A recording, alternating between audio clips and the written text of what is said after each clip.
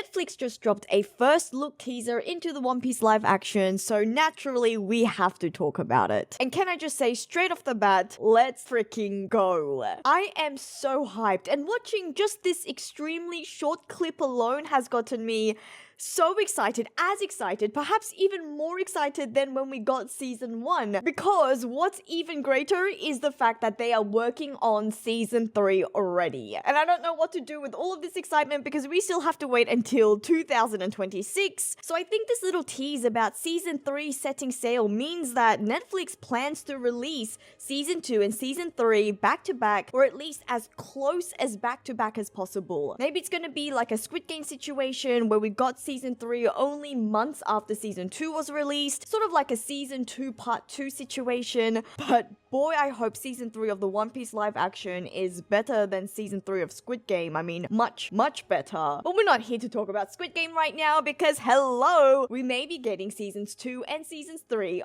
of One Piece live action as early as next year. And I think that news confirms, for me at least, something that I've been speculating for some time now. Season 2 isn't going to cover the Arabasta arc. I think season 2 is going to go as far as maybe the end of Drum Island, or maybe even stop at the end of Little Garden. Especially seeing as this little teaser clip didn't feature Chopper at all. And I know we saw our cute little reindeer mascot at Tudum, and it was even said then that he is going to be in season 2. And if we have already been introduced to how Netflix is approaching Chopper, meaning, sorry, no Dwayne The Rock reindeer, but seeing as it's not a secret as to how Chopper looks, I was surprised we didn't see him at all in this teaser clip. Also, there were moments throughout this clip where you could make out Loketown, Reverse Mountain, Whiskey Peak, and Little Garden, but I couldn't definitively make out Drum Island at any point, which is why I'm now wondering whether Drum Island is even going to be covered in season 2. And look, if that is the case, I wouldn't be mad about it. I think separating the Arabasta arc itself from the rest of the earlier arcs within that saga is actually a great decision. I mean, they struggled to finish the entire East Blue saga in season 1, so having to cover Loketown as well as the rest of the Arabasta saga, which are much longer, that would be a nightmare. So I definitely think that the Arabasta arc on its own could be its own season, but I suppose it could also make sense to cover both Drum Island and Arabasta in season 3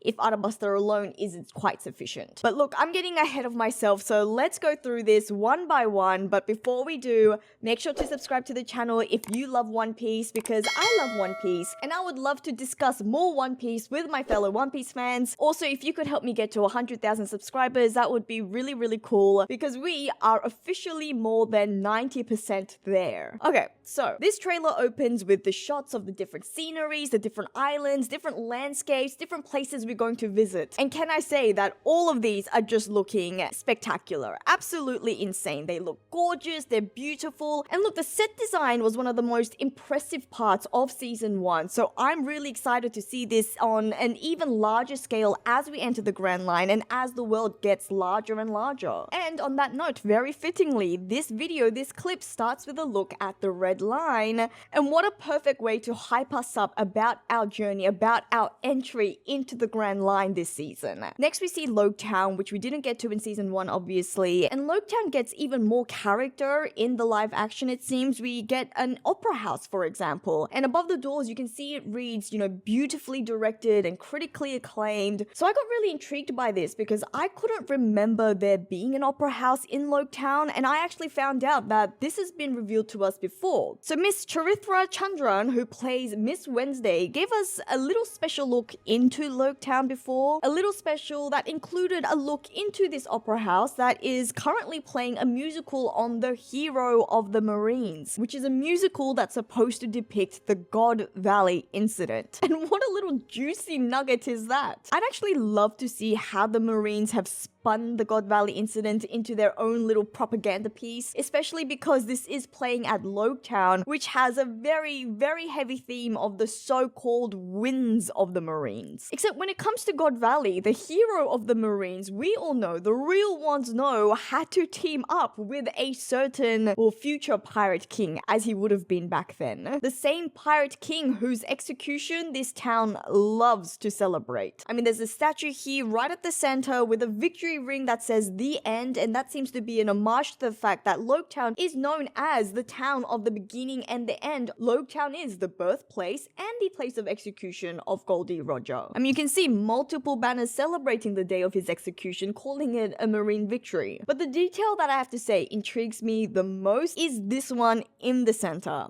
So this shop behind the statue, its full name is obscured, but based on what we can read, it seems like it could say Manmare, which if so would be pretty damn huge because Manmare is one of the Celestial Dragon families, a very important Celestial Dragon family, seeing as we now know that Gunko hails from the Manmare family. But speculations aside, we can also see there is a rickshaw puller, and we see a variety of clothing styles amongst the townfolk, as well as people of different ethnicities. So I think this is a really good depiction of how Loketown is the stopping point, or is the entry point for people from the East Blue before they make their way into the Grand Line. So continued great attention to detail. Next in the teaser, we see Zoro and Sanji exploring an island, most likely Little Garden, and most likely this is the moment where they made the bet on who can catch a bigger animal for food supply, which is of course a huge, crucial start to their infamous rivalry. I actually think it's going to be really interesting to see how the live action handles this. In season 1, even with the devil fruit powers, there was a lot more of a grounded approach to action, but here, taking down dinosaurs, and how they might even have to carry back dinosaurs so that they can compare the sizes. That's gotta be a challenge to portray. There were no shots of dinosaurs in the trailer, so I hope they haven't abandoned the idea, because I do think it's a critical part of Little Garden's lore. We do, however, get a shot of Brogy, but not Dory, and I got absolute chills. That was a great entrance. We then move on to Cactus Island, which is of course the setting of the Whiskey Peacock. That's where the pirates are treated like celebrities, but with a twist. We also see the East Blue Five strolling across the screen with onlookers and the like trying to sell what's coming ahead. And then there's a shot of the circus setting, followed by the execution platform where Roger was killed, which ties us directly back into the Loketown arc. And the circus thing makes sense because this is obviously where Buggy tried to execute Luffy. And we all know how that ended, so this is the moment that's going to get fans really excited for Dragon's entrance. It's also the first time Luffy laughed in the face of death, the first real hint about the will of D through Smoker's reaction. And so Buggy, Smoker, and Dragon are all almost guaranteed for the Loketown arc. Even though Dragon himself doesn't appear in the trailer, we know that he's already been cast by Rigo Sanchez. He's going to be playing Dragon after Dean DeMons played a cloaked dragon in season 1. And we can actually tell that this is the same place because the lighting behind Luffy as he faces the platform, that matches the same light from the circus tent scene. Back to Brogy. Although he's very big, he doesn't quite match the ridiculous massive proportions that we see in the manga, but honestly I don't think that's an issue at all. The scale still gets the point across, and more than anything, his Viking outfit looks great to me. I kind of wish the show would eventually make it to Elbaf. I'm not quite sure that it will, and even if it does, by that point, the actors playing these characters, they're gonna be pushing 50. Unless they make some sort of major change and speed things up exponentially and maybe even combining multiple arcs. But still, if manageable, One Piece is just such a perfect series to adapt for live action just for the costume changes alone. I love the way that the main characters adjust their outfits to suit each environment.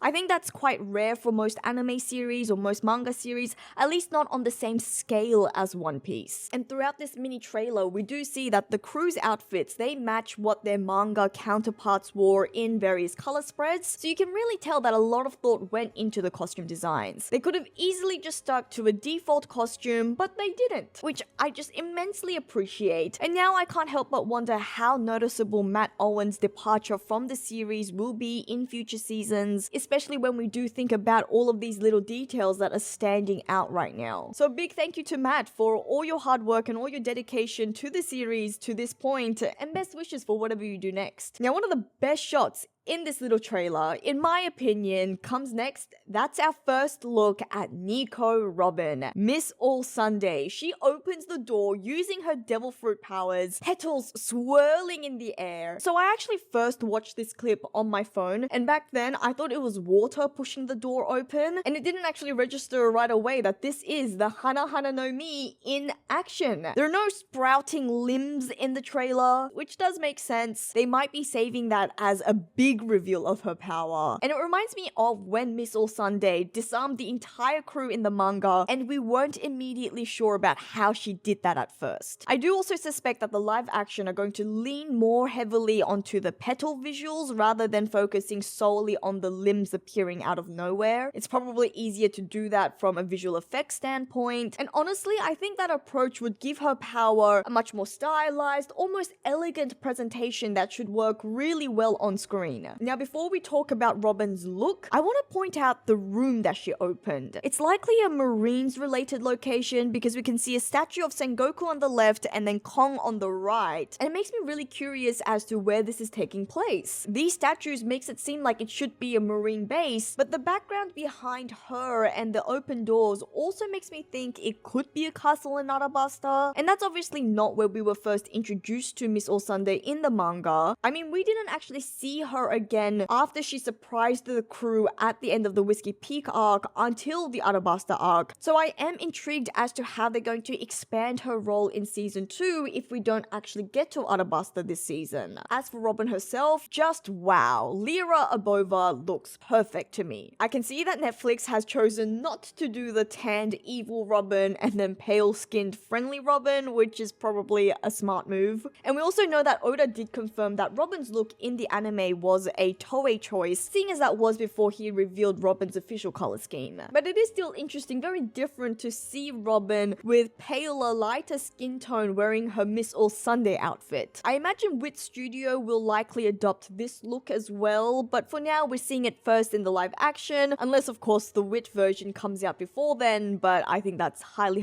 unlikely. Robin's pose here feels really stylish, but it does bear some similarity to some of Nami's shots from season 1, and yes, you can't help but notice the wig, which again kind of reminds me a bit of Nami's wig from season 1.